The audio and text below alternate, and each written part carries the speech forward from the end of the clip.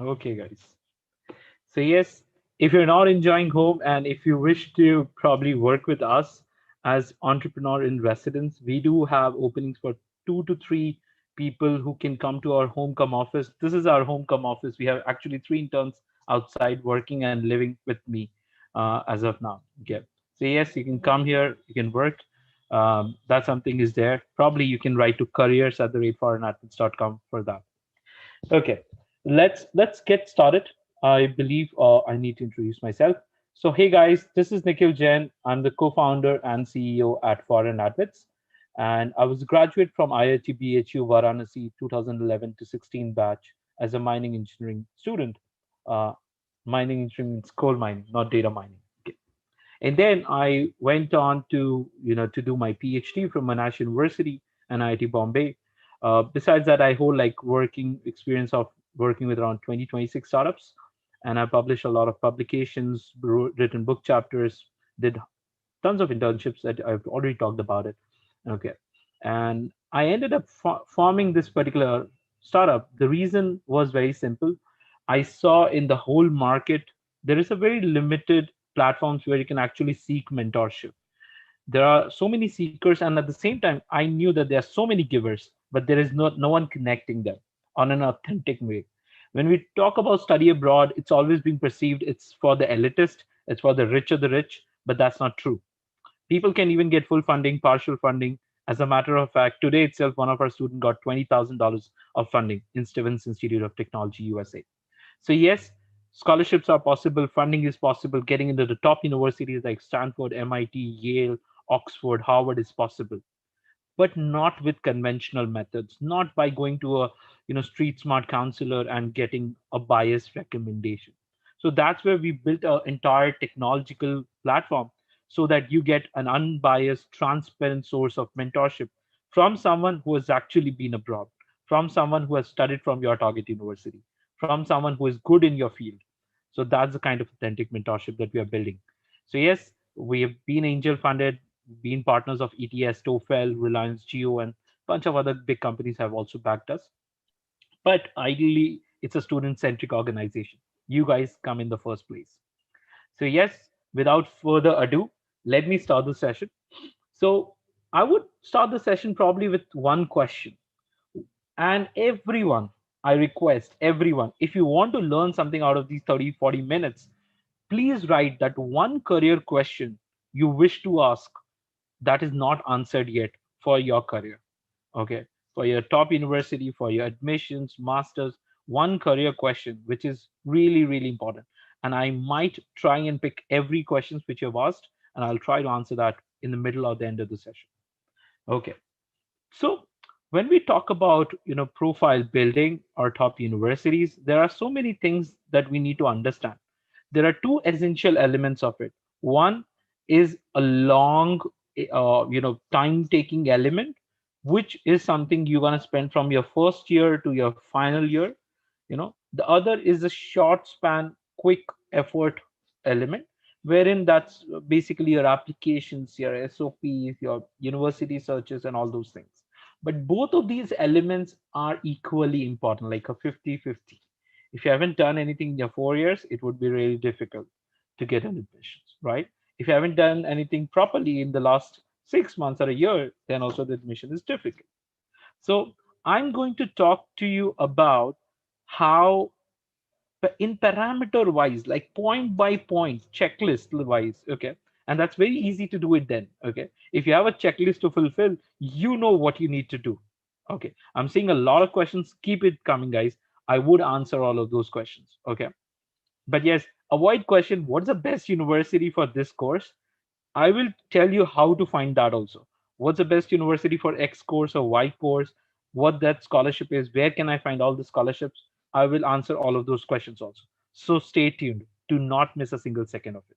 But let me share the screen first. I have a very critical presentation to make. Again, it's not salesy presentation. It's absolutely built for you. I believe you guys can see my screen. If you can, just say yes or no. It'll help me understand. Okay, perfect. So now let's get started. We're going to talk about profile building for top universities and scholarships. Okay. Yes, making career choices smarter is something what we do. the the basic questions that I see, with the students is what kind of things admission officers will look into your profile. Okay. And how to build a profile alongside your job or your college to do masters or MBA or management fields. Okay. And then what kind of opportunities is there for an Indian student? I believe most of you are Indian students.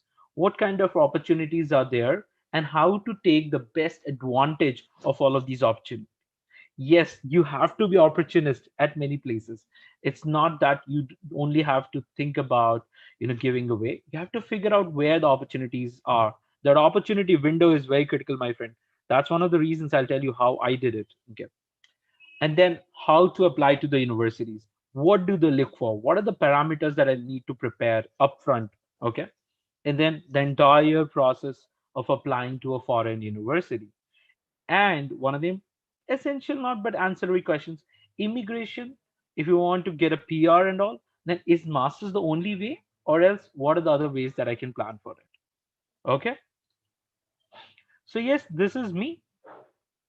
When we talk about my journey, I was a mining engineer, putting up rocks in college, became an international student. I think that was of Delhi airport, and then went to Sydney and then to Melbourne, roamed around a bunch of countries for my research, had a great experience in Australia and Southeast Asia, and even Europe. So that's me. Next. This is my profile. Just above seven and just below 7.5. One international publication, did over 20 internships, non-tech, tech, non-core, core, and 4 research internships. And that's played a very, very important role. Then my PhD experiences. So yes, you can easily achieve far better than this. I'll tell you how. Some happy memories. Yep. Yes, when we talk about profile building, okay, or breaking into top university, these are the parameters. I've brought it like upfront. No beating around the bushes. This is the first 4 years or first 5 years of your journey. You gotta be doing all of these. But how? That is something we're gonna talk about because everyone knows about internships, RA ship, TA ship, publications, and RRR. Okay, let's understand what is important. What is the benchmark you need to put in? Okay, when you are looking at your academic scores, if someone says or your senior says GPA doesn't matter, he's lying. Even if I say tomorrow GPA doesn't matter, I should be lying. GPA do matters, okay? But it is not the only thing that should matter. It would take roughly around 20 to 30% weightage in your profile, provided you have a stellar GPA. Okay, if you have a like 9 pointer or 8.5 or 8 pointer, yes, it will create a decent impact that yes, you were dedicated and serious enough. Even I would say do not go below 7.5. I went and I know there are so many other things that then you need to do. Okay. If you're a 65 pointer, my God, you have to do a lot of other things to get a very stellar profile. Okay. So GPA do matters. The benchmark is 7.5 to above. Okay. If you are in that range, you will definitely do good. That's a decent GPA. Okay. The average grade GPA is 8 or 9 above. Okay. Then let's talk about internships. Internships are critical, but not the important element all the time. Suppose if you want to do a research based course in your master's and you're doing marketing and sales internships, that will not count. The one of the most important thing, no matter what you do, don't do irrelevant internships. Okay. The video is not frozen. Actually, I have just shared the slide of profile building. Okay. Can you guys see the slide of profile building? Yes. I'll be at the background. You can always see me on the slider window, but focus on this slide. Okay. So internships are critical. And as I said, don't do irrelevant internships. There are hundreds of platforms. I don't want to promote like Turnshala, My Ways, and Merge Intern. So many great platforms that can give you an access to good internships also. I got my first internship through Internshala. I did around 20 non-tech internships and only 4 tech internships. And those 4 were important, which I did it in my summer and winter breaks, and rest non-tech internship during my college.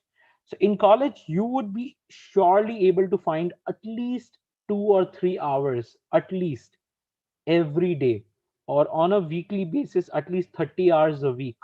You can easily find out. You can spend 10 hours on weekend and make 30 hours, but you can easily find that time out. Do online internships, as many as possible, as fast as possible. Work around, see what you can contribute to the startups, to the academic communities in those internships. Okay, write to the founder, to the HR, hey, I want to do an intern with you. This is the skill which I know, or this is something I want to learn, but I will learn myself, but I'm going to contribute to your company. Write that. People love outspoken, bold interns. Okay. If someone write to me in this fashion, this is what I can bring to your table. Until I'm not contributing, great. It's fine. You don't pay me, but I would definitely contribute to your company.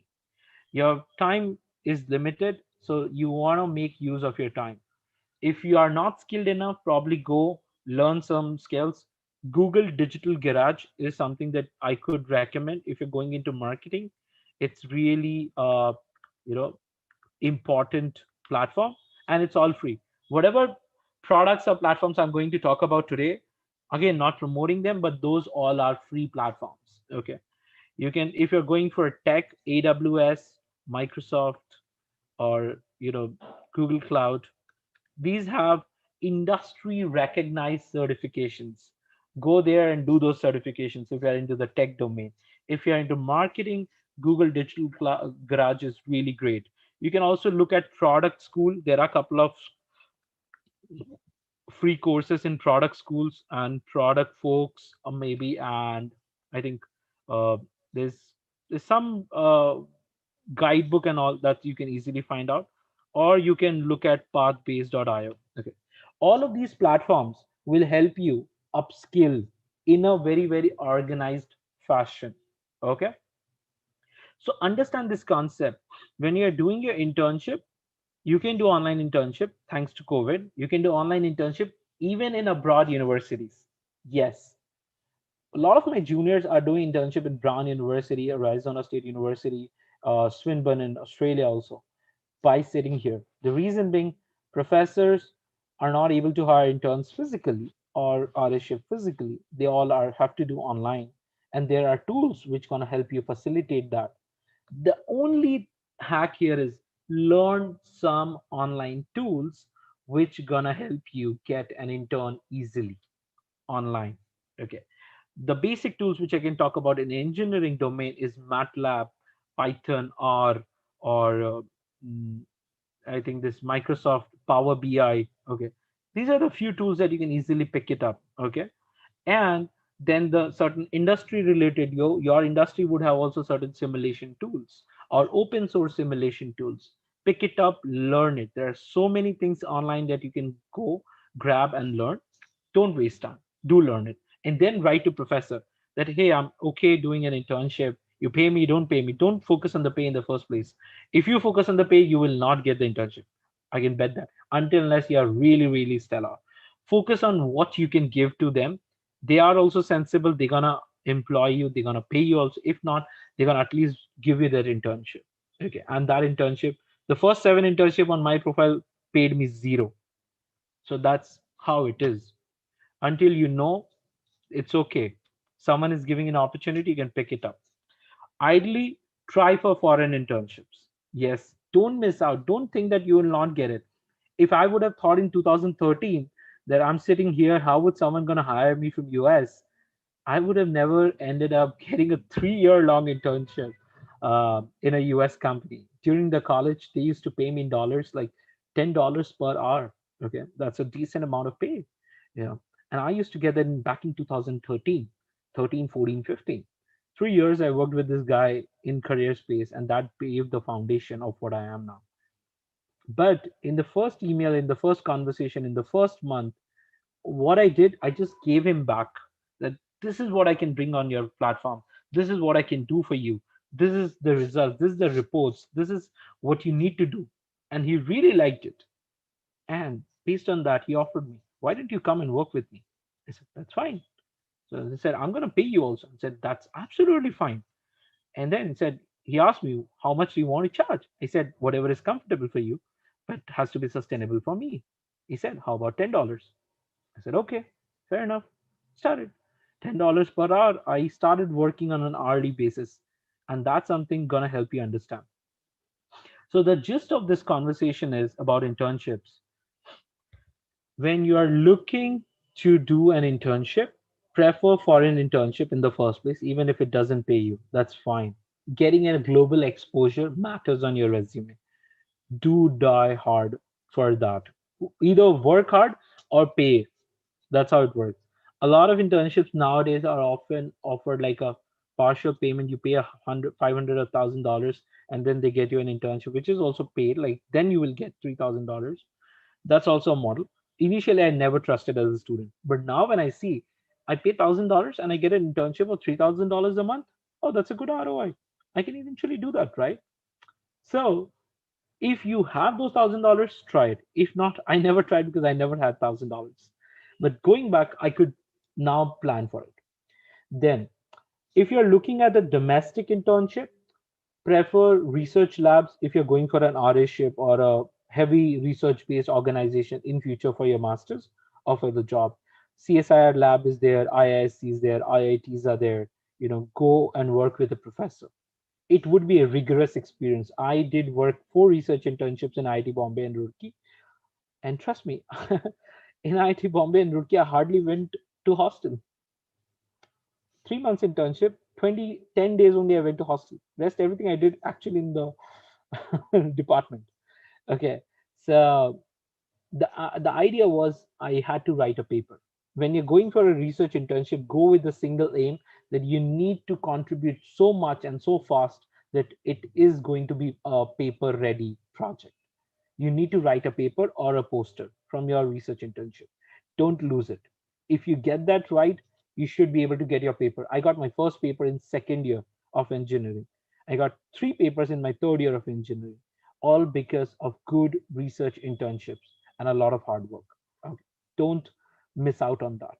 Okay. In 3 months, you would do enough projects, enough experiments, enough simulations, and then focus on writing a paper. Do not miss that. Whenever you're writing your project report, write a paper alongside with it.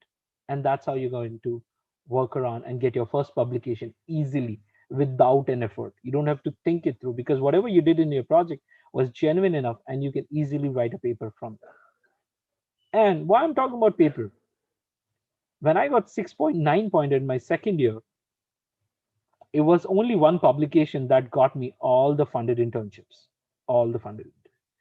So paper actually is a critical element if you're going towards R&D side of it. Even if you're going to management side of it, writing a paper is no bad. It shows your academic and the acumen in that subject in which you're going ahead. Okay. Then after R&D, you can also take up a startup. Don't work in a big company and a very small setting. Okay. It will give you something. It will give you discipline of coming to office daily. That's it. It'll give you a discipline of doing one thing hundreds of times in a monotonous fashion. And that is also important. Okay. But at this point of time, do you really need that? That's something you gotta ask. Work in a startup, the reason being you need to do 10 hands job together in a startup. Yes, you need to do 10 hands job. If you are able to work in a startup, you would not only learn what you were supposed to do, but also 5 or 6 different things which you actually learned and executed. And the beauty of a startup is you get to execute things by yourself if you have that initiative taking ability or the team building ability. You can team up, you can execute. One of the intern actually in our company executed a project all by himself, ended up getting his internship extension, funded internships, and so many things, and actually benefited by company uh, almost like few lakhs of profit. Okay, so that's really important. As an intern, we really respect that kind of a initiative taking attitude. Okay. Go work with a startup. If not, then probably work with a big company. That's also good. Working in Google, Facebook, Amazon, It's amazing. I'm not saying because it's FANG company or all those bullshit that you see on internet, go work with a FANG. No. Understand what you're working in Google, Facebook, Microsoft, Amazon, or any of the MBBs or Big Four. What's your profile is? Are you sweeping in that office or are you actually doing something? That's going to be critically important when you're applying for your full funded MBA in Stanford or Oxford or Harvard. Okay. Because they got to ask you why you actually did that internship, what made you to do that internship. All of those things would be reflective. So whatever you're doing in your first, second, third, fourth year, have one thing associated: why you are doing this. If you clearly know why you're doing this, absolutely fine. If you don't, figure that out first. Okay. Now let's talk about RShip and TAship. RShip is something more like an internship, but a longer period of time where you get to engage in a project for a longer period of time in a university or a college or a company also. Okay. Right, for an RShip. There are a few platforms I can tell you that can help you probably figure out where you can easily get some RShip. Though we are also listing some always on the website, but you can easily find out. Uh, Dole pages is there, I believe. Opportunities, info. If you just have to Google these terms, okay, you will be able to find these websites. Go there, apply for an RShip. Even people in second year and first year can get an RShip. It just depends how much have you learned. Do literature review of that particular field where you're really interested in, and go for an RShip in that field. You will get it, not in India but abroad. Yes, absolutely. RShip in India, you will easily get it into CSIR, IISc, or IITs or NITs, or maybe some private institutions. But abroad, you will surely get it if you do a proper literature review. Okay, what you need to do in literature review, let's say you're talking about rocket launchers, or you're talking about digital transformation after COVID. Read about that. What is digital transformation? How can industries adopt digital transformation? Write the methodologies, learn what's been happening, how IoT can play a role, do a proper literature review, and then write a short note about it, and then send it to your professor that, hey, I am learning this and I really want to work with you on this particular area. And how can I add value? Just that's it. How can you add value? That's it. Nothing more you need. And trust me, I remember a professor coming all the way from US to India for his visit, invited me to Ahmedabad, paid my flight tickets from Bombay to Ahmedabad. And we stayed at Taj for 2 days in Taj Hotel of Ahmedabad. Not flaunting here, just to give you gravity. Okay. He interviewed me because every year he used to come to India and interview two candidates and hire one of them. Interviewed me after a lot of shortlisting process that happened online, and I eventually got hired for a 1 year internship in US. Yes, it's possible. I could not make into it because I got my PhD then, but yes, I can also name the university just for the sake of authenticity. I'm not bluffing. It's SIUC, Carbondale. Okay. So R&D is different from engineering, Purushottam. I'm going to talk about that. Engineering more about implementation part of it. R&D is more theoretical and a little bit of implementation and testing part of it. Okay. Now talking about publication. A lot of people, again, I'll not talk about the general things about publication. You have Google for that. Have a habit, guys. One interesting thing and very, very important thing. Learn how to Google. It's the most rewarding skill you will add in your life.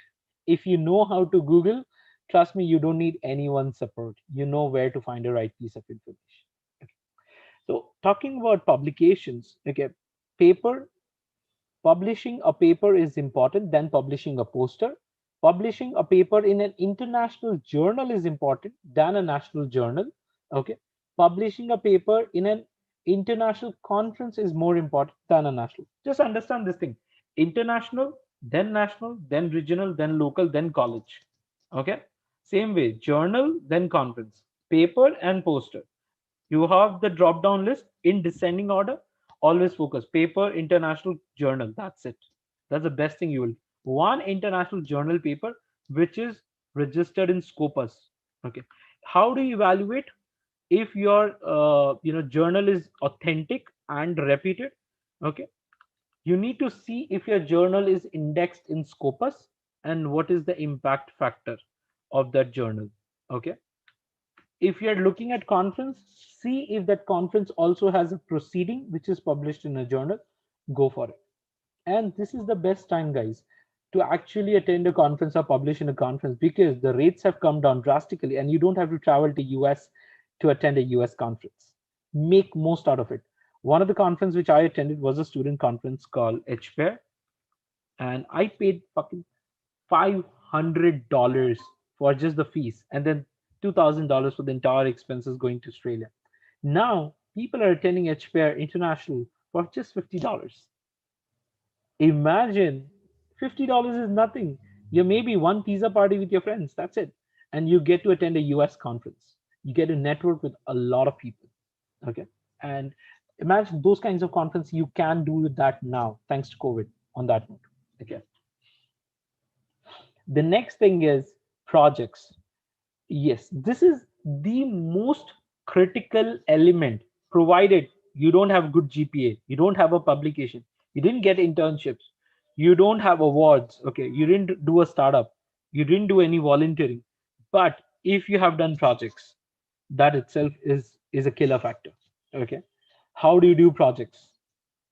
The best places, if you get to do a project in an industry, a big industry, maybe like Tata's or Tesla, whatever, okay, Facebook, Google, or maybe a local Indian company, okay, Snapchat, or maybe ShareChat, depends. Okay, you can do projects there, or you can do projects in SMEs. Your local company, your local publication. If the newspapers guys are facing difficulty, why don't you design a project for them? Work with them. I'm going to help you digitize your infrastructure.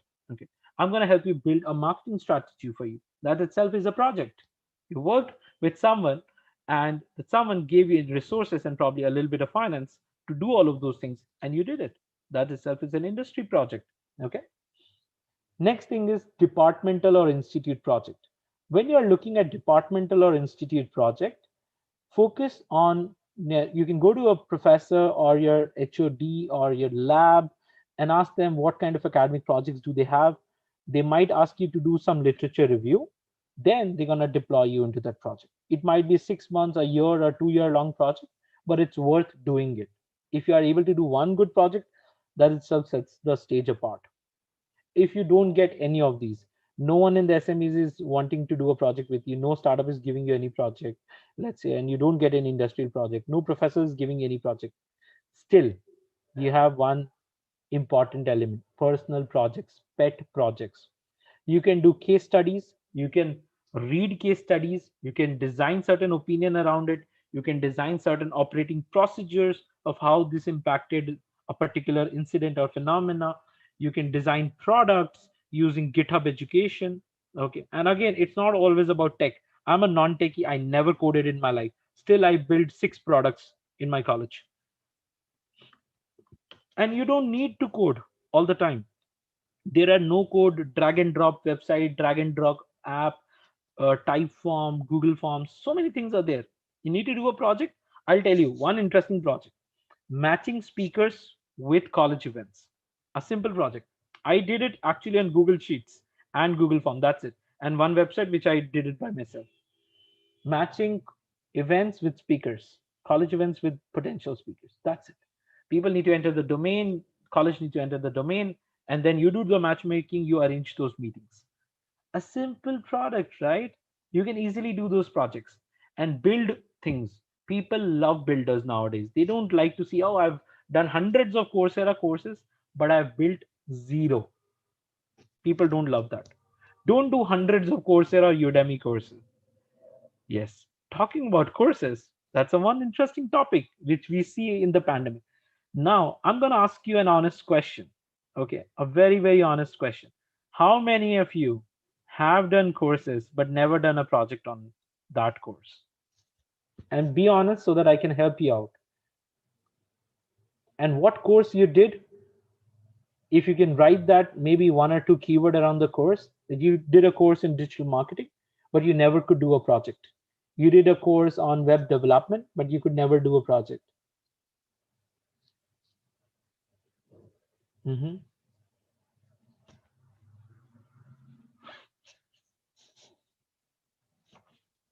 Python programming. I see a lot of people posting about Python. Digital marketing. You haven't done any course in project. Probably you should start doing it now. Okay. Don't miss out. Don't miss out. Okay. That's good, Abhijit. Marketing course. Did internship. Amazing, Ria. Kudos. Hmm. You guys should do a project or at least do a course. Okay. C++ is good, but Pranav, you gotta start doing more on hackathons. Okay. Go to Hacker Rank or Code Chef or Code Forces. Start solving problems. Okay. On Python course, but not on a project. Yes. I'll tell you a very interesting real thing. You learned a language, but you didn't actually build anything. It's like you learned English, but you never actually spoke to someone in English. You're getting the point where I'm worried. You learned English, you learned ABCD of English, you never learned sentence formation, you never spoke to people, and that's the essence. If you're learning a language, build things, actually test out. You remember how fluently you used to speak English in the first place? No, you might have to do a lot of changes, but now you might be able to speak fluently. Same way Hindi, right? Same way your Python, C++. Why don't you build something using that language? It might take you months. You might have to club with other people. You might have to go to hundreds of repositories on GitHub to figure that out. But do it.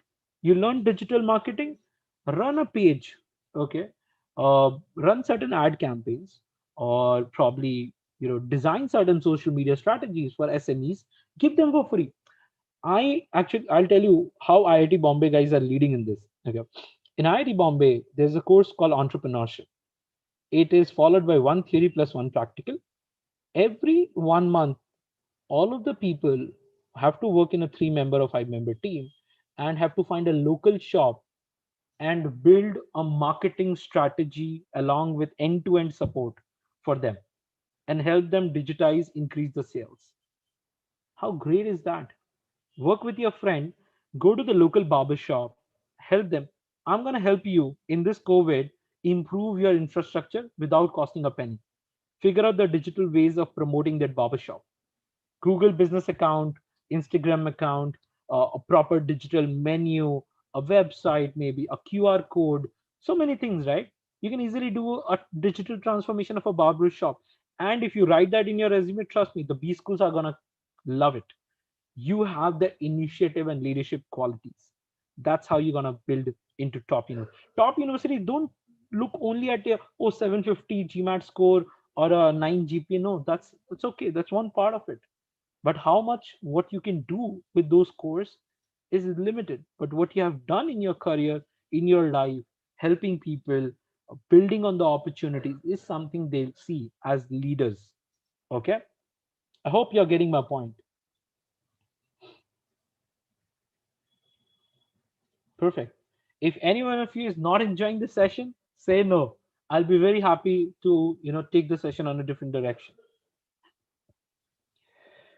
Okay. Now let's talk about certifications. It's important. Again, hundreds of Coursera? No, no, no, no, no. 4 courses, 3 courses on Coursera with a capstone project followed by a live project is yes, yes, yes. Okay. 20 Udemy courses? No, no, no. Maybe 2 or 5 Udemy courses, learning it, building it, putting your own website up on Google site, listing all your case studies around it. Yes, yes, yes. That's how you're gonna be doing. Okay.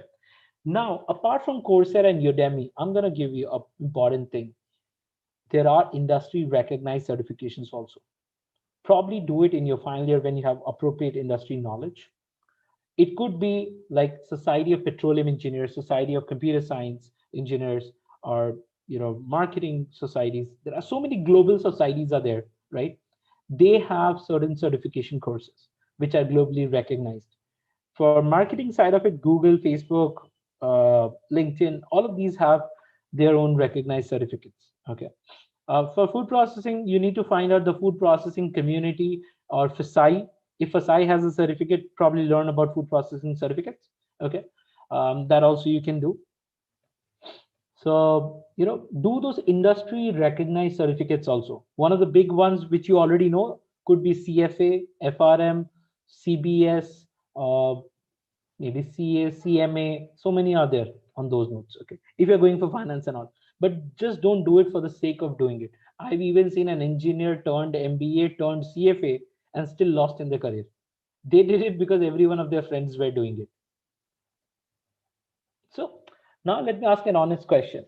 How many of you have done anything or pursued anything because your friends were pursuing it, not because you wanted to pursue it? Meanwhile, I'm going to answer a couple of questions. Okay, starting from Pratyush. Food processing, yes, there are certain food processing certificates. You can probably look towards that.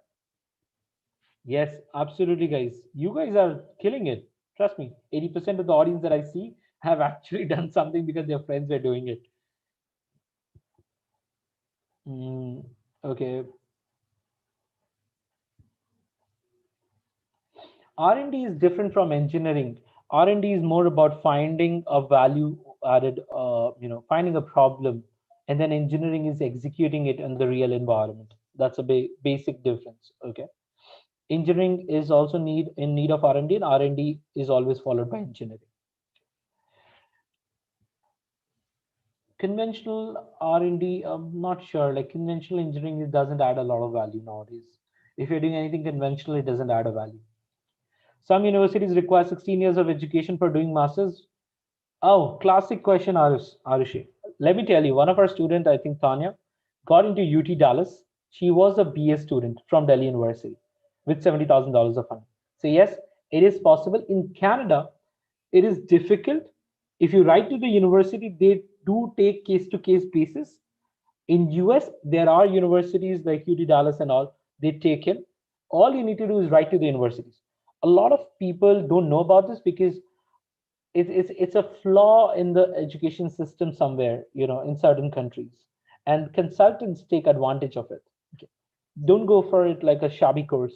You have 15 years of education, there is still chance. Okay, all you need to do is write to the university admission officer, and they're not gonna harm you. They would love it if you're gonna ask questions. So write to them, show them your profile, they would advise you what you can do. Ideally, yes, there are possibilities, and no, some universities still have strict requirements of 16 years of education.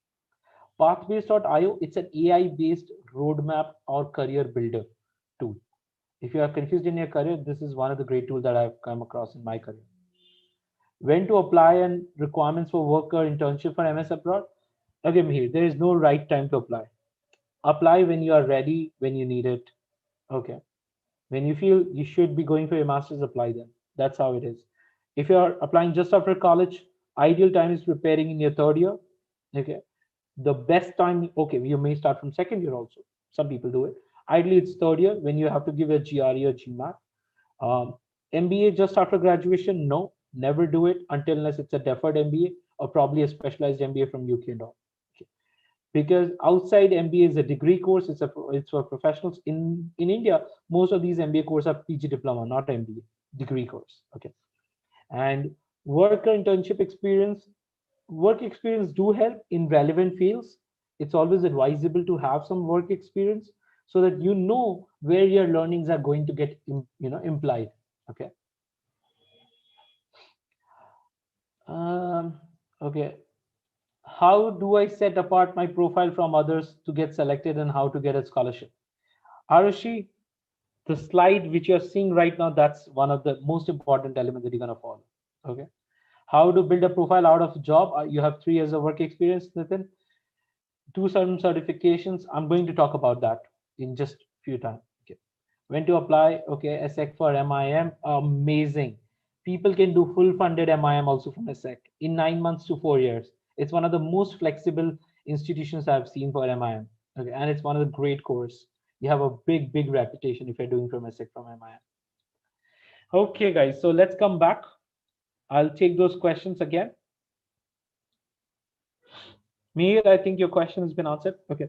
So, as I said, industry recognized certification, if you get it, do it. If not, Coursera, Udemy. Before Coursera, Udemy, you can also try for edX. Okay. It's one of the good platform, often, misled. edX MicroMasters. It's really good if you're able to do it. You can do a MicroMasters from edX, from a university. You get the alumni status also from the MicroMasters. Okay. So edX is also good. Coursera is amazing. You know how to apply for fee waivers, don't you? Right? How many of you have applied for application this fee waivers of financial aid on Coursera and gotten it? Or all of you have paid for the Coursera courses? Honestly, I never paid for it, though it's advisable to pay for it. With certifications, I'm talking about, not like audit course, credit course, with certifications. Yes. And I think nowadays you can even apply for Coursera university license, and a lot of courses would be given for free. I'm not sure if you guys know, you can write to Coursera. Because of pandemic, they used to have university licenses distributed for free for a lot of common courses. You can probably make use out of it. And then, good Telegram group, I know that. And then uh, probably you can eventually use GitHub Education. How many of you have GitHub Education unlocked? You know, GitHub gives amazing amount of content, learning, and tools for free. 1.5 crores worth of products and courses for free. Yes. If you don't know how to use it, probably I'll try to make a video on this. I was waiting for this. If you want me to make a video of how to use GitHub Education, I'll probably make it and post it on YouTube. But let's come back to the topic. When we are talking about, you know, awards, awards is very important. It's not the thing that you will always get it, but if you get it, it's always recognized. I never got an academic award in my undergrad, for sure. In my postgrad, I did get, but I got a lot of leadership awards. That sets you apart. You can be an overall good student. You can be a general secchi, or you can perform really well. You can win certain competitions. It's absolutely fine. But again, as I said, be relevant. If you're applying for technical masters and if you're good with sports and culture, that's okay, but that's not going to add a lot of value. Besides, your academic awards or your papers going to add a lot of value. But if you are going for MBA or management, yes, your sports and cultural awards do add a lot of value.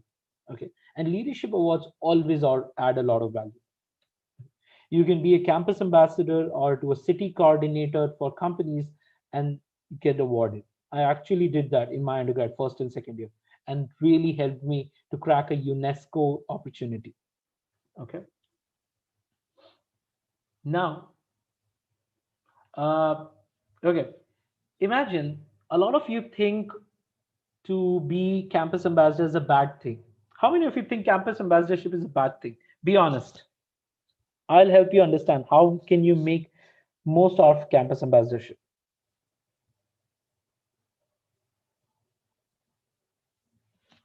Mhm. Out of 54 people, I'm only seeing Pratyush and a couple of guys. Guys, are you asleep? Okay. First of all, campus ambassador is one of the best and the easiest opportunity to learn any kind of profile. Okay. For your early stage of career. If you're in your first year, second year, even in your third year, you can be campus ambassador of different level. I became campus ambassador of, I know, one of the dating website, a couple of training companies, a couple of this career-oriented companies. Okay, you can easily do that. Campus ambassador is just becoming an ambassador or a face of the company for that company in your college or in your campus, and then helping the company expand and help the potential buyers or customers of the company to get them aware. Okay, so that's something you can easily do for campus ambassadorships. Even people with 5 years of work experience are campus ambassadors of like global shapers. Anyone of you know global shapers?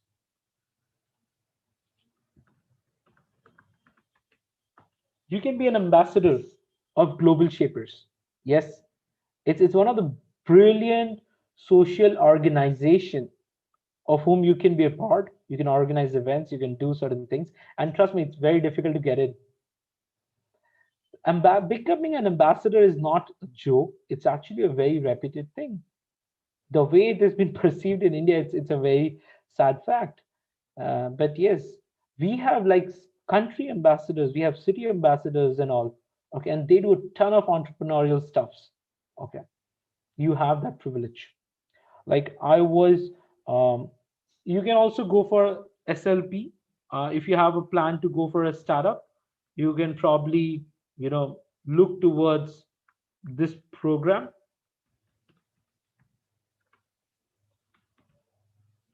Oh yes, Toastmasters help.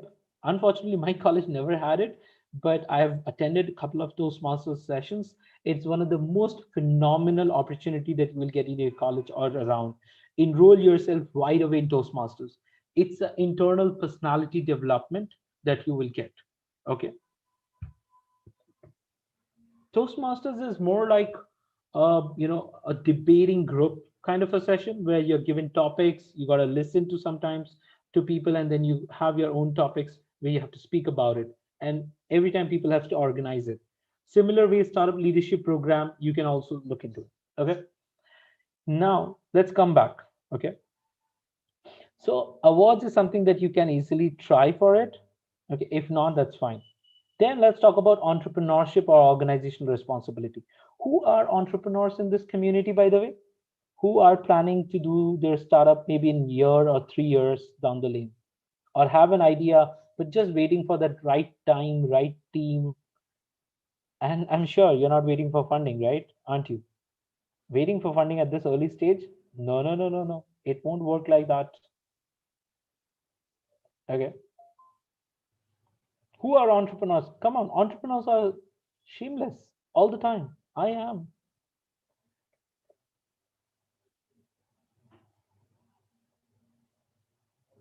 The best way to learn entrepreneurship is work in a startup. I worked with 26 startups in my college days before I came for my second company. The first company I launched was with the name IIT Angel, ran it for a year with just 1,000 rupee of investment, made 2.5 lakhs of profit. It was not easy, it was a service company. I shut it down, learned my lesson, what I didn't knew. I then knew what I didn't knew. This is very, very interesting lesson, guys. If you know what you don't know, you're actually 10 steps ahead than most of the people, because most of the people even don't know what they don't know. So entrepreneurship is something, it's not like a fashion statement, it's a journey. You will have a lot of loneliness, a lot of valley curves, a lot of failures, a lot of no's. Be shameless, be bold. Start it. College is the best place to start entrepreneurship. I did actually 6 startups in college. In my undergrad, I did one. In my PhD, I did 5.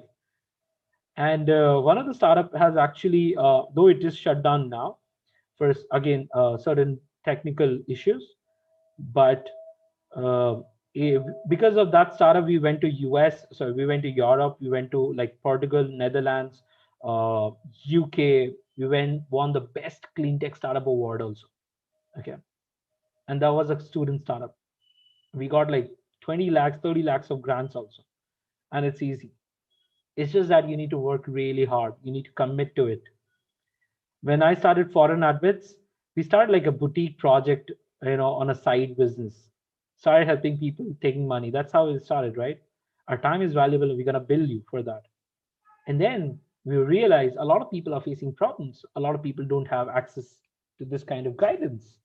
Why don't we build a product, a platform around it? We never ever left our jobs or PhD when we were doing ForeignAdmits starting. Okay. There was a time when the scale happened. There were resources. I did ForeignAdmits for zero investment, not a dime paid from my pocket. Zero investment startup. And as student entrepreneur, you need to learn how to do your startup with zero or minimal investment. You know what can help you? GitHub education. If you're building a tech stuff, where you would spend probably on the technology, GitHub gives you for free. Rest everything, you have manpower. Work with your friends, work double time, you will be able to do it. And trust me, one failed startup in your resume, just talking about resume pointer, is an interesting value for B schools or MIM. You know, I'll just give an insider's thing. In INSEAD, INSEAD, one of the top-notch business schools and MIMB schools, okay? They ask you, you need to have a failed experience, an experience where you fail. If you didn't had, the chances of getting selected is very limited. Yes, that's also true. So entrepreneurship is one of the best places to learn how to fail also. And all of those six startups, the one which I told you, matching college events with speakers, was one of my startup. You can probably look up this name and you could find something on social media. This was my startup. So that's something I did on Google Sheets, right? So you can actually do these things. It doesn't require your penny to do it. It just requires your passion and learning. Now, talking about volunteering and NGO. Okay. A lot of you are interested into social causes. Okay. When you are looking at social causes, don't just think about associating yourself with the brand or the biggest brand of NGOs and all. That won't help you. Go there, help people, form a group, associate yourself with some small, actively working people. Okay. Do something for the NGOs. That's going to help you. Even if your college doesn't have a social club, why not start it? Go for beach cleaning drives, go for teaching kids of the rural areas. In IIT BHU, we used to have it, and I'll tell you a life story. One girl who worked in one of the social club of IIT BHU for 3 years, despite having an average profile, she got into Stanford University MBA with full funding. Stanford University MBA with full funding. Guys, that's no joke. It's all because of her entire social exposure. She did amazing 3 years of social. And again, consistently, not like 3 months I'm going to do and 3 months I'm going to pass away. No. She worked. There's no process to it, guys. Don't make it generalized. There's no process to it. Whatever you guys are doing, do it consistently and ask yourself, is this creating value for the people you are doing or not? If you get an answer from the people, yes, this is creating value for what people are doing. Okay. You need to see those values on numbers metrics. How many kids are you teaching? Can you help 5 kids in 1 year and help them learn class 4 to class 5? Help them learn for 1 4 year, teach them, okay, for 1 year consistently. Can you guys do that? I can bet out of 55 people hardly can do it. That's the consistency. If you do it, that's the biggest value add. I'm giving you a short example. Do it. Now, teaching online is easy, right? But it's very difficult for village kids and for people who don't have. Can you do a crowdfund campaign and get cell phones for the rural kids and help them, get access to quality education? Yeah.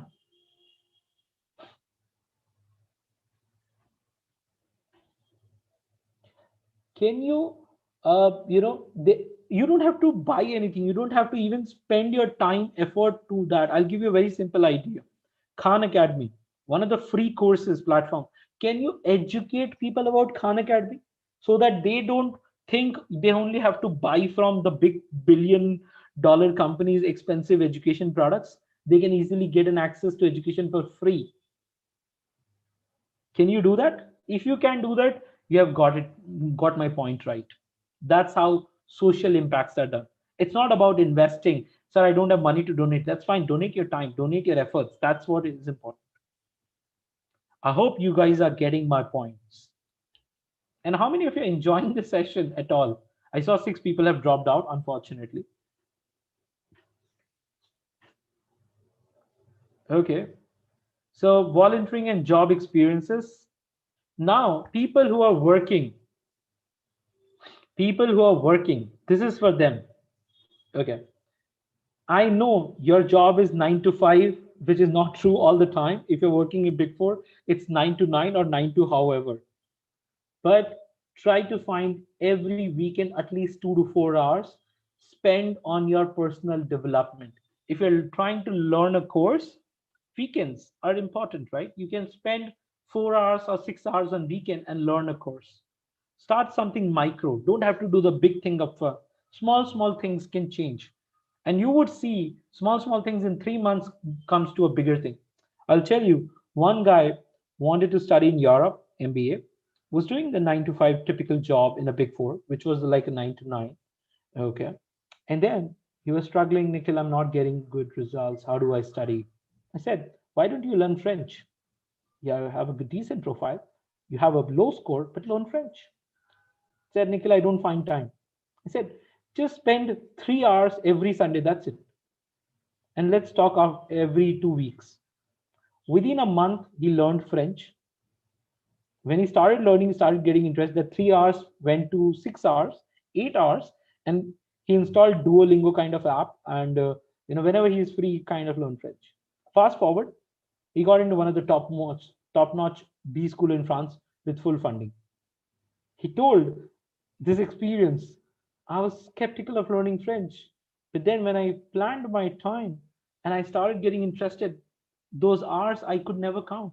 And that's where I realized if I enjoy things, hours of the time is meaningless for me. That's how it is. So do things. Don't worry about it. You don't have to be like a super coder in the day one. It will never happen. But if you start doing small things, big things will happen. Okay. And if you're taking a sabbatical, that's fine. Take a sabbatical for 3 months or take a leave of 3 months. Go for a 3 months, probably like a paired cohort mostly. Go for intensive coding experiences. Go for intensive marketing experiences.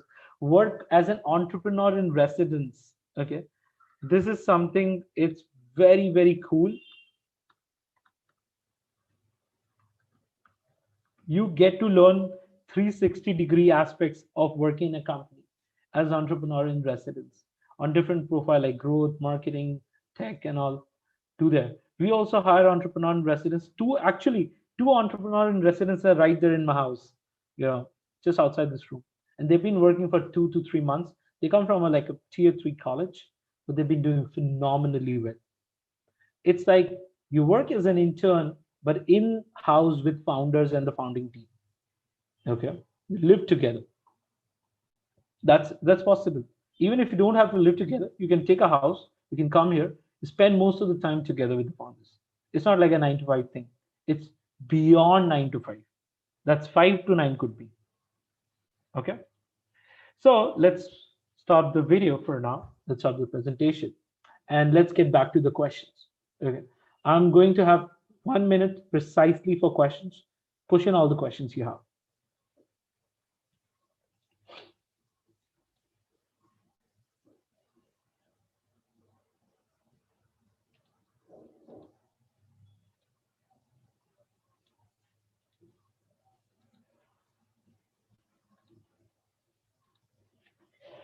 If you were expecting I was supposed to give you a cheat sheet or a guidebook or something like that for getting into top university, I'm sorry to disappoint you. Nothing of that sort exists. If it exists, it's a gimmick or a scam.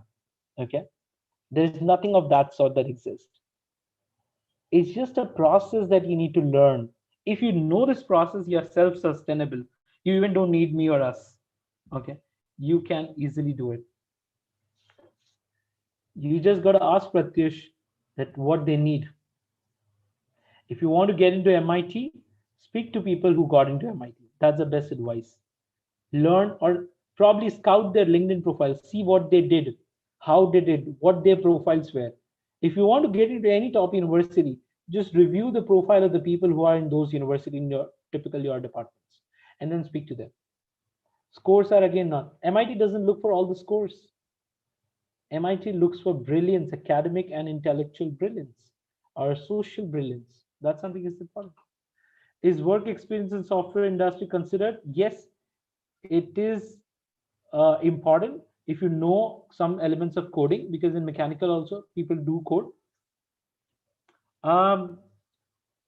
You might be getting it's live on YouTube, so just save this point, share it with your friends if you want it. It's already live on YouTube. You would get it on our YouTube channel.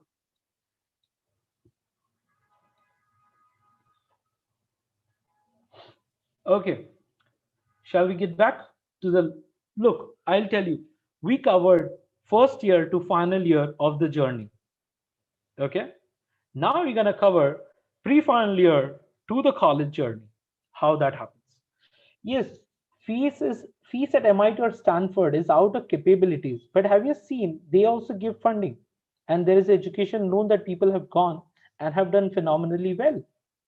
Okay, when you're looking at funding options, you need to give them enough reasons that you are the person that they should select and fund from their pocket. That's how it is. Guys, learn from this thing. If you be in the other person's shoes and understand what they would want from you, that's it. When I hire students, okay, I be in the student's shoes and understand what student might be looking to get from the company. Internship, stipend, certificate, LOR? No. That's a very materialistic 3 to 4 months thing. That's not going to add value. What he wants to learn or she wants to learn is how can I make it bigger in my career? For MIT or any top university, 2 to 3 options are there. One, the most sorted option is education loan. You can go for Prodigy Finance, Leap Finance, and take a low cost cosigner loan at 3 to 8% or 9% interest rate. You will also get fee waiver when you apply. Universities give you application format for fee waivers. You can write for merit cum means university application fee waiver. You can get fee waivers from 25% to 100%. And then there is scholarships that universities or the alumni funds have. You can also apply for that. Okay. Is paper in master's essential? Yes, papers are very critical if you're applying for PhD. Many PhDs have this criteria, but as I said, it's not mandatory. If your thesis is good enough, based on the thesis also for your master's, people take PhD. Okay.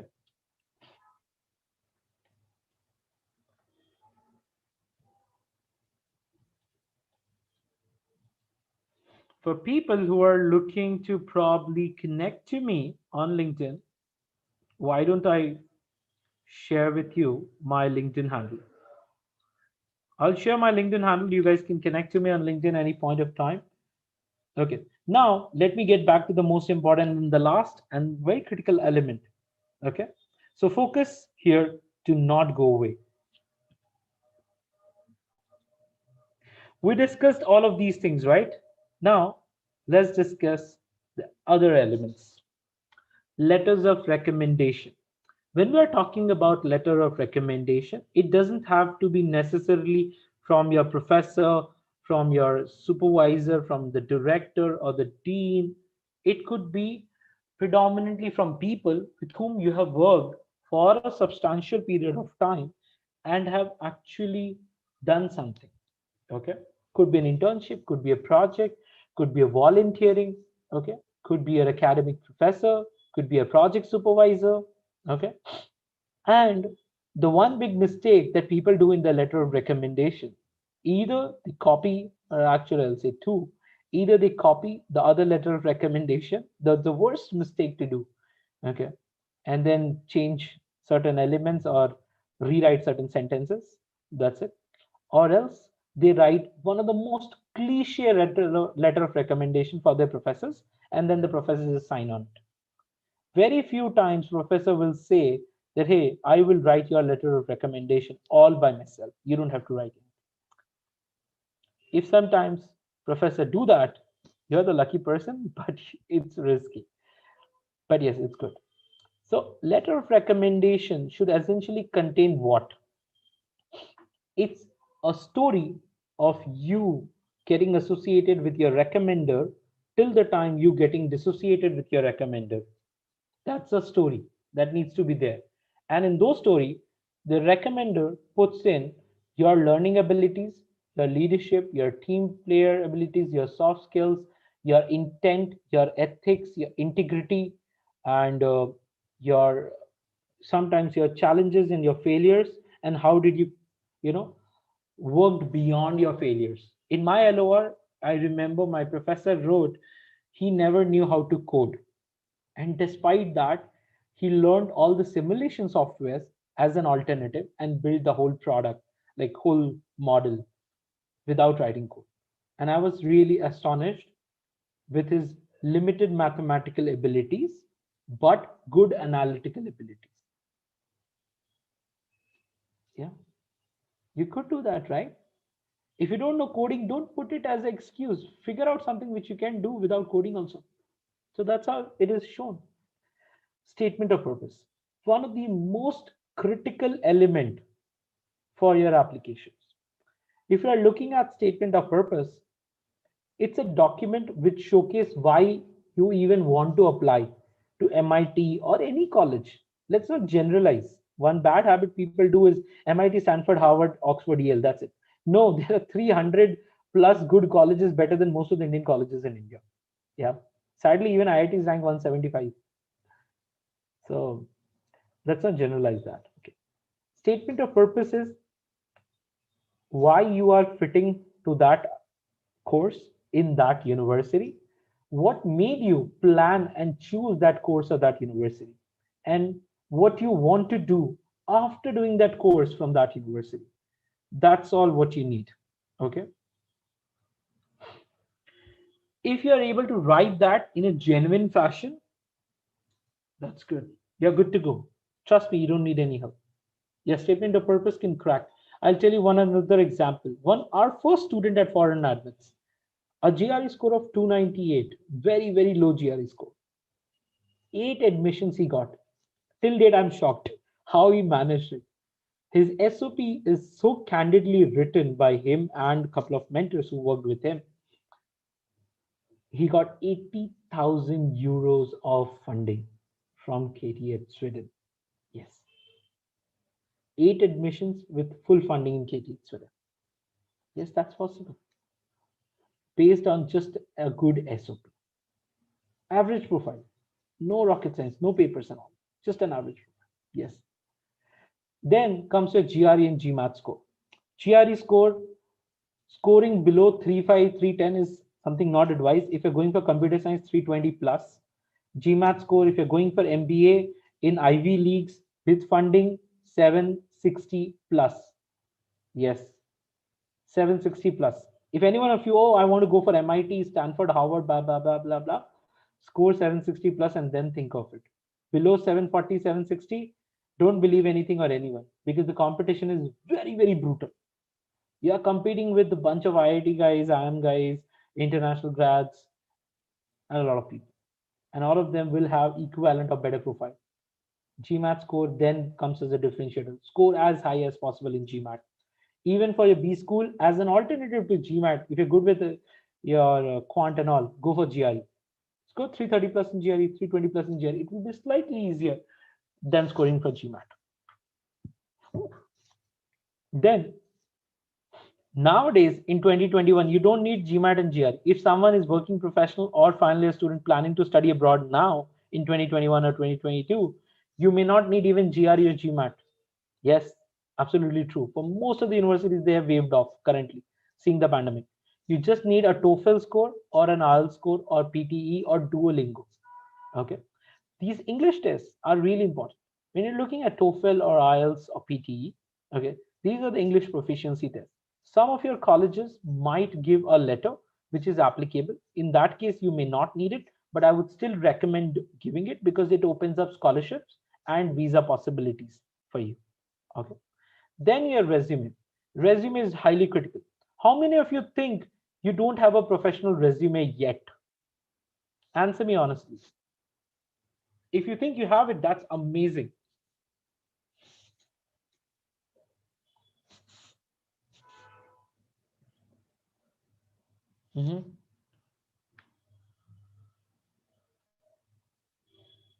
I'm not sure if you want to glance at my resume, but let me see if I have my resume here.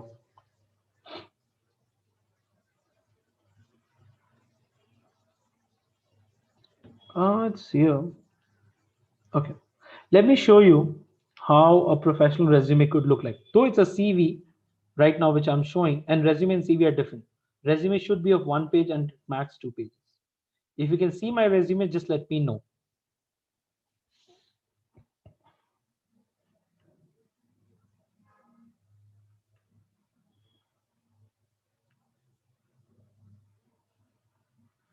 A very simple, clear resume. No hanky panky, no design. This blue thing, I need to remove it. I did an online certified course. It's ethical to write that. You did an online certified course. You just don't write University of Pennsylvania. Okay. This was my previous startup, my training experiences, just 2 lines.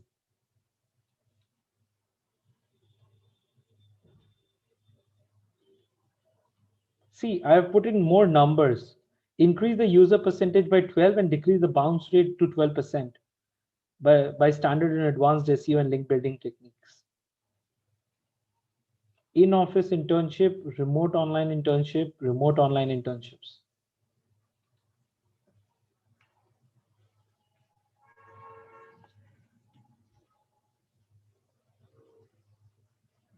If you have a paper, you can write this in this format.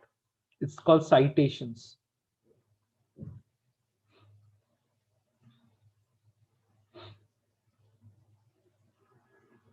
If you have a media coverage, do mention that link.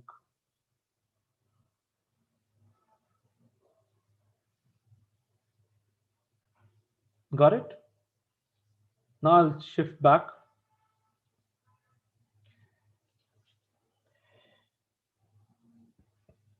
I know. You can make a better resume than mine. I'll give you a tool which can help you. You guys want it? Just let me know if you want it. I'm sure who doesn't want it. Just use this link. Okay. You can design your resume with an AI builder tool for free. And you can download it in Word and PDF formats. Same way with your cover letter. If you're able to use it, let me know how your resume is. I might give a free resume review session to you guys if you guys design by this. Okay, so that I can understand how you guys are building it. So resume is a 1-page, CV is a 2-page. At max, resume can go 2-page and CV can go not beyond 2-page. My friend, my priorities were different. It's all about priorities. I can land into Ivy League, but what's the magic there? If I can, help all of you guys land into top universities and build an audience for me, that's a magic. Being from an IIT, I rejected my day 1 placement. People called me mad, but I took a conscious choice. If I can create hundreds of jobs, why do I have to do a job? That's the philosophy. If you guys have that philosophy, kudos. Life will not be easy because I come from a middle class Marwadi family. So focus on this. Okay. Cover letter. When you're looking at cover letter, it has to be very precise. I'll give you again one of the free and very, very good resource which I used in my undergrad, and it's still one of the best resources I feel in the industry.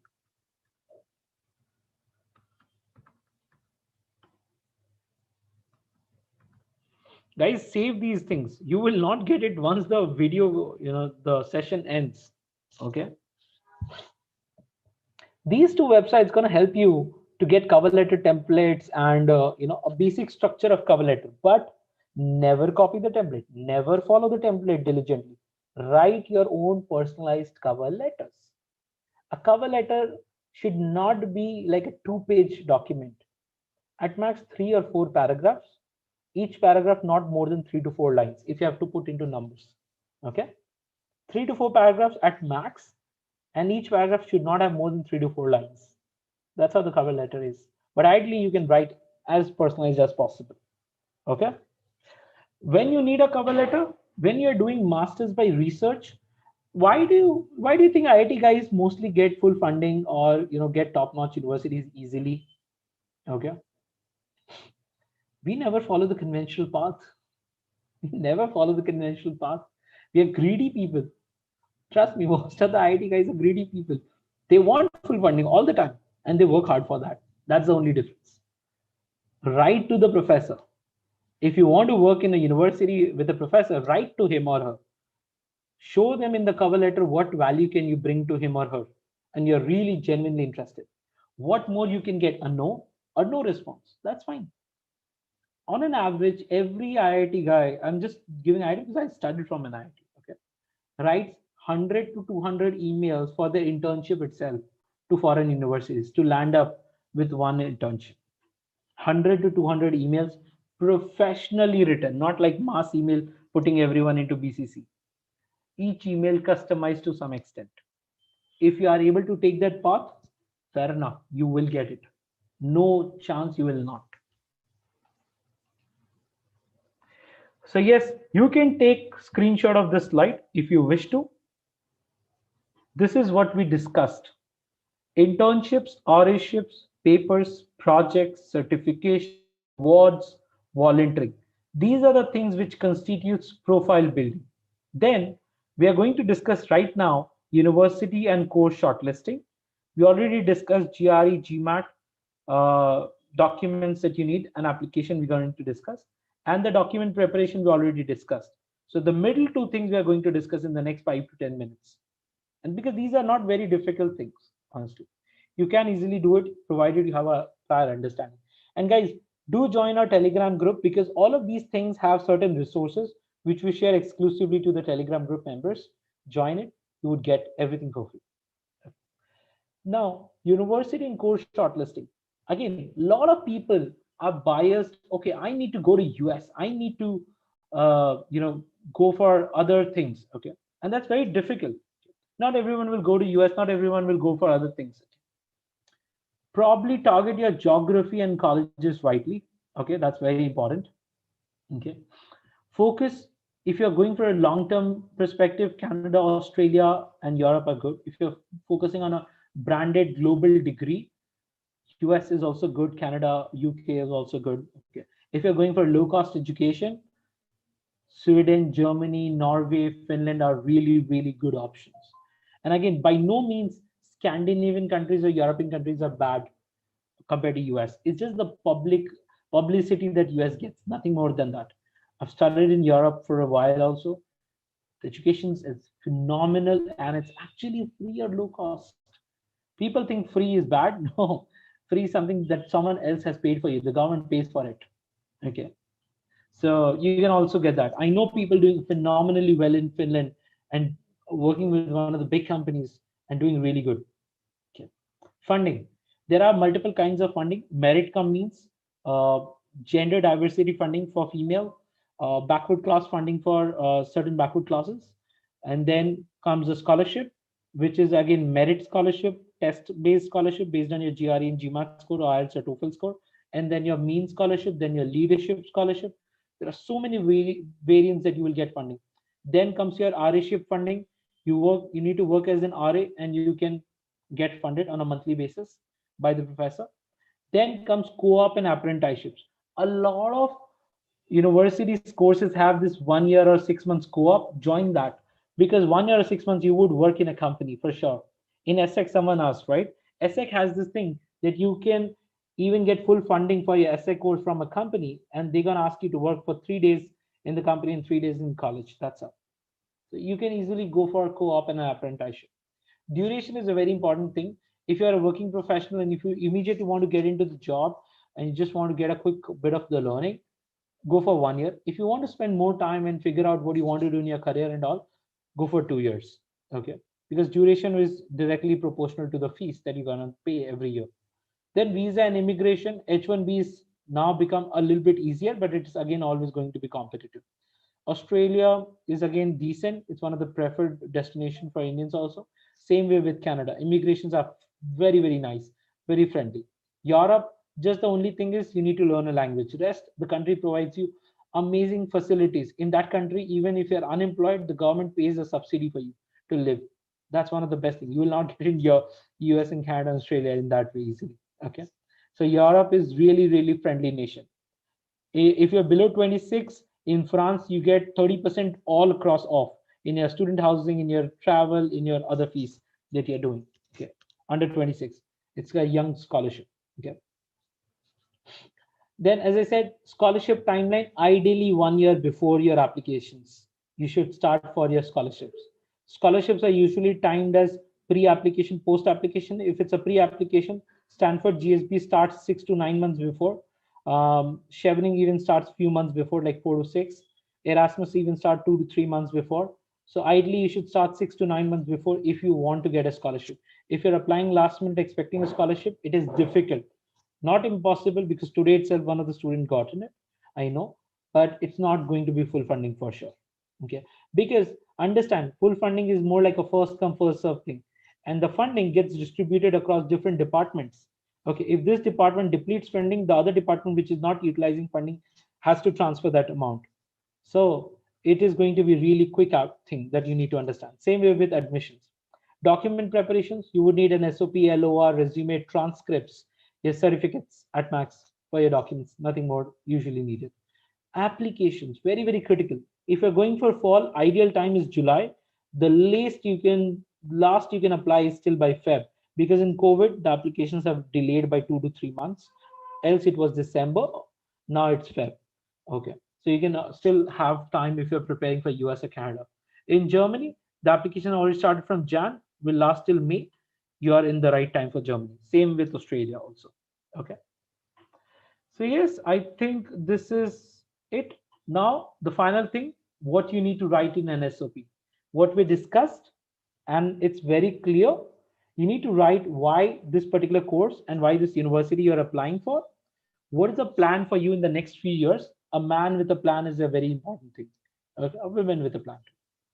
How has your past experiences prepared you? As I said, universities don't like students who basically follow the trend, copy the people's actions. They want to know how you have prepared for this. Okay, and why did you do the things you did? That's important. As I said, every internship, every course that you're going to learn, they're going to ask you why. That's very important. And then, what's the future contribution? Everyone loves leaders. What's your future contribution? What do you want to contribute? And so it's not going to be like, I want to contribute by largely to the society. No. How you want to contribute, that's again, it's very important. Person with a very clear specific plan actually got full funded Stanford MBA. Yeah, that's true. This is one of the scholarships that we have for you, all of you guys. What we give is a tuition fee waivers by certain percentage, free flight, or free travel insurance for anyone who gets through foreign admits to their dream universities. Okay, so for this you can probably go to, I think, scholarships.foreignadmits.com or resources.foreignadmits.com/dream-big-scholarship, or you can connect to me on LinkedIn and you can find out about this more in details. One of the students that got today 20,000, he also got $1,000 of scholarship from our side. Yep. Any questions you have? We have precisely 4 minutes because I have a webinar again in next 20 minutes. So yes, be quick.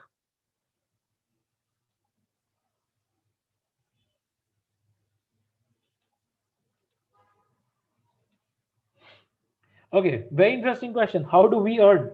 You guys pay for our services. Our services are not free. The prices are given on the website because all of the mentors are international and mentors are paid in their industry standards. You pay for the service, you don't pay for the information. Information is on Google. You absolutely get those information for free. You only pay for my time and the efforts that I'm going to build for you. Okay. And I'll be very honest. Nothing is free, my friend. If you're given anything for free, you are the product. You're being sold somewhere there.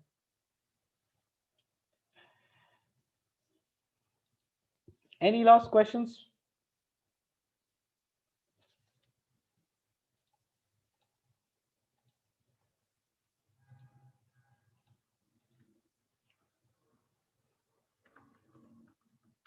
Okay, can I ask you guys a favor? If you really like this session, if you can share the YouTube link on LinkedIn or Facebook or Instagram, or take a screenshot or talk about this session on your social media and tag us, tag me also, absolutely fine. My Instagram handle is very funny though. You would probably find it out. My Instagram handle is that LinkedIn guy, and our company page handle is ForeignAdmits. You can probably share about this session. And okay, perfect. So if any questions are there, I'm always available. If not, I might have to jump off. And I hope you guys must have enjoyed the session.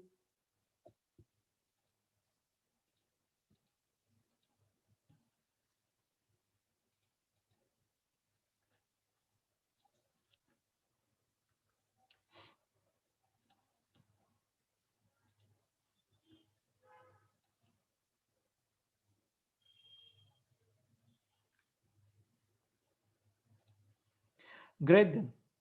See you and have a happy career. Okay.